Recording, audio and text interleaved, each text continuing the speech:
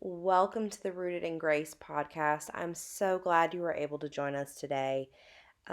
We are going to be diving into the book of Genesis and just talking about everything that happens in this first book of the Bible. It is such an important book, and there's so many things that are happening. So, um, before we kind of get into that, I want to always have sort of an intro to these books just so we can kind of lay the groundwork for what is happening. I feel like for me personally, when I'm reading the Bible, I have sometimes a hard time um, kind of getting my footing on where we're at and what's happening and these different things that are coming into play in the Bible. I think that sometimes I feel a little intimidated by it actually because without that background knowledge, I feel like I have a hard time getting everything out of the passages that I'm supposed to get. So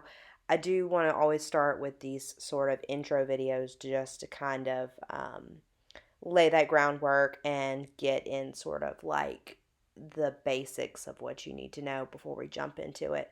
My whole goal with this sort of podcast, in case you've missed it, is to just create this safe space for people to come and listen to the Bible and hopefully walk away with some new sort of perspectives. I think that when I was growing up, unfortunately, the Bible was not a very living document in our house. It was not alive. It was something that was very much like you went to church on Sundays and Wednesdays, and the doors were open, so you had to be there. But it was literally nothing more than that. So I hope that the Holy Spirit is able to speak through me to you and offer maybe some interesting new insights and bring it alive a little bit. Like my biggest and I joke about this. I say that my biggest sort of regret about the Bible is that it doesn't say and God chuckled more. There's so many times where I'm reading the Bible now where I'm just like I kind of have to laugh a little bit to myself because I'm just like, wow, no, it's so ironic or it's kind of funny now looking back on it. But the Bible is so alive and it's so interesting. And I think what my goal is too is to help maybe encourage you to kind of place yourself in these people's position. Like, imagine you're in these situations and these scenarios, and like, how would you react? Or if you were there, like, what would you think or how would you respond? So, placing yourself in those sort of positions really for me was a game changer, and I hope that it is for you as well. So let's go ahead and jump on in. So I kind of have our little overview. So we're going to be asking ourselves some questions. So my first question that I want to ask is, what is Genesis? So let's just we're going to break down the word origin and that sort of thing. We're also going to be asking ourselves, who is the author of Genesis? So we're getting kind of this like background knowledge of, you know, who we think is writing this book. And then lastly, we want to ask ourselves, why is the book of Genesis important? Like, what is the purpose? I think that that's like a big thing that I always want to be asking myself, and just through this podcast kind of talking about, like, why is this important. Let's always ask ourselves, why is this important? And if you're a believer, I want you to jump in and engage and everything. And if you're a non-believer and somehow you've gotten here, I don't believe that that's by chance. I believe that that's by divine intervention.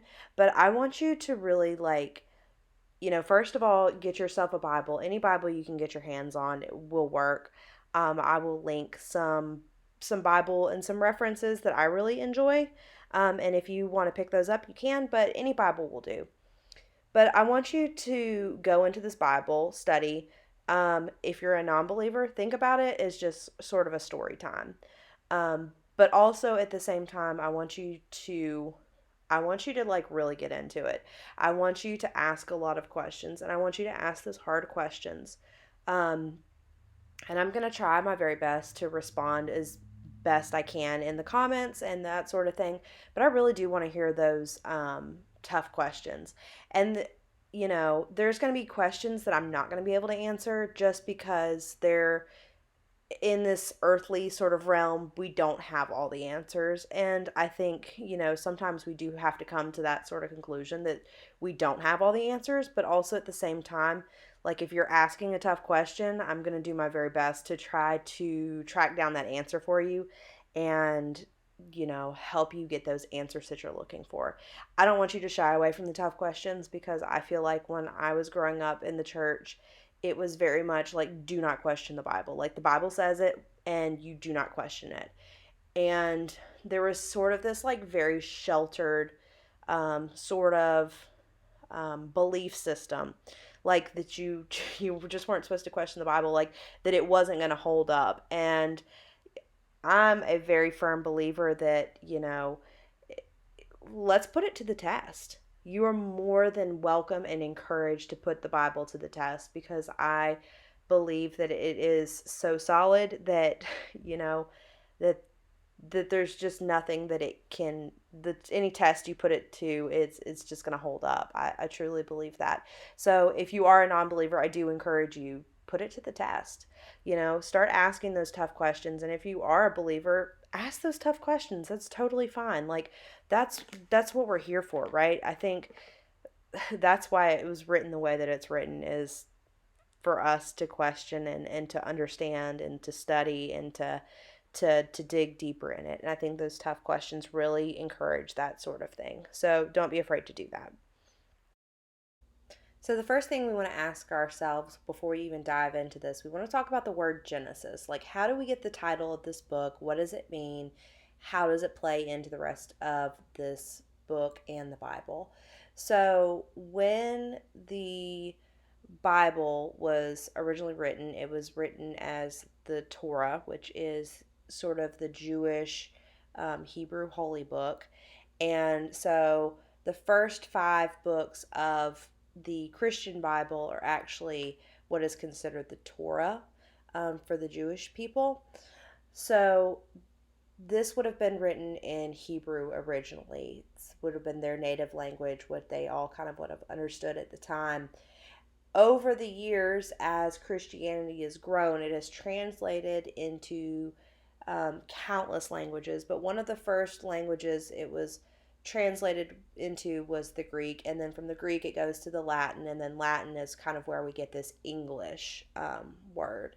And that's how it kind of morphs over, centuries. So it's derived originally from this Greek word, which means to be born. So it can refer to the idea of like an origin or a beginning of anything. It's so versatile and diverse. It can be the origin or the beginning of a heavenly body or something as small as an idea. So that's pretty interesting to kind of think about just how vast and diverse this word actually is. Um, we first see the word Genesis used by the Greek translators. And originally, it's used just to describe this book of the Bible. This first word of the Torah is how we get the word Genesis. So that's actually pretty neat. And it's talking about birth. And then, throughout the Bible, we're seeing a lot of ideas in Christianity where we're talking about birth and rebirth. And so this idea of second chances is so important throughout the Bible. I serve such a gracious and caring and kind God who offers countless, second chances, this rebirth, the second chances, born again. You probably have heard those terms if you have any sort of, understanding of the Bible. And we see too that the name Genesis really sets the tone for um, the book itself, but also the whole Bible, right? It's a whole story of um, being born, being reborn, that sort of thing. So it really is an interesting title for a book. The next question we want to talk about is who's the author of Genesis. So the Bible is actually not written by one particular person.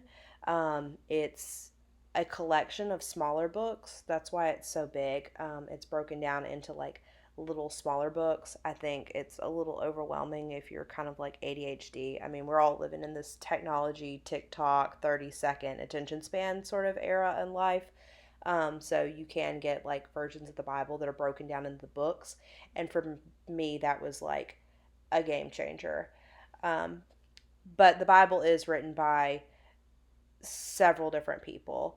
The book of Genesis is mostly believed to be written by Moses, and really the first five books of the Bible are considered to be mostly written by Moses, with maybe some other sort of, I guess the best term for it would be ghostwriters, just people that have contributed to those books, but we're not exactly sure who they are.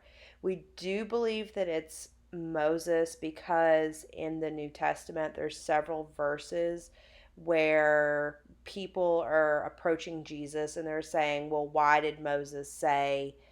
And then they're referring to a law that is originally addressed in the book of Genesis, or the first five books of the Bible. That's why we think that. There are some scholars who have differing opinions, but for the most part, most people, most Christians generally believe that it was Moses who wrote those books of the Bible. And then lastly, we just kind of want to talk about why is the book of Genesis important? What was the purpose of it? Why do we care about it? So, the book of Genesis is really important because it's laying that foundation. So, if we think about this sort of experience as maybe like building a house, you always want to start with that foundation. Like, nothing else is going to work unless you have a solid foundation. So it sets the foundation for the rest of the Bible, but also it puts into place like making the world make sense, right? So we're seeing a lot of creation, we're seeing how things work, right? This is the place where God is putting in to play the laws of nature. If you want to think about it as maybe more of a scientific sort of um, viewpoint, this is where we're seeing that kind of play out. We're also seeing the fall of man. We're seeing sin. It's answering these questions of why is the world imperfect? Why do we live in this imperfect world that has sin, which just imperfections, right? Flaws, a flawed world. Why do we have death? Why do we have suffering? Why do we have illnesses? Why do we have all these things? And those questions are addressed in the book of Genesis. So there's so much good stuff in the book of Genesis. I really love it. Well, I mean, I love the whole Bible. I get excited about it, and there's just so many great stories in here.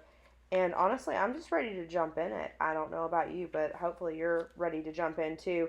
I hope that gives you a little bit of just sort of basic background knowledge of what's kind of going on in the book of Genesis, why it matters, why it's important, and just sort of setting that stage for you.